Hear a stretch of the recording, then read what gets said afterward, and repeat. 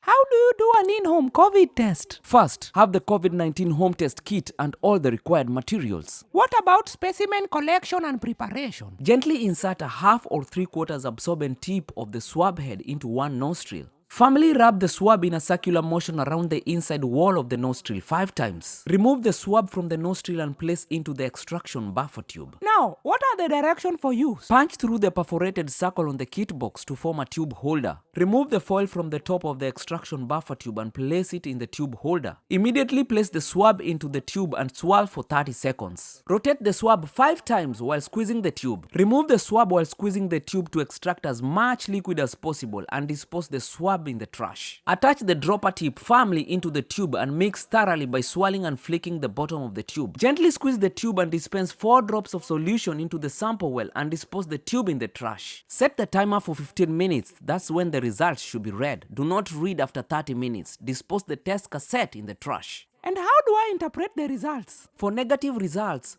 only one red control line will appear on region C. For positive results, 2 distinct lines will appear both on region C and region T. And for invalid results, the control line will fail to appear. Thank you very much. Now with COVID-19 home test kit, I can do my own test. Erokamano baba.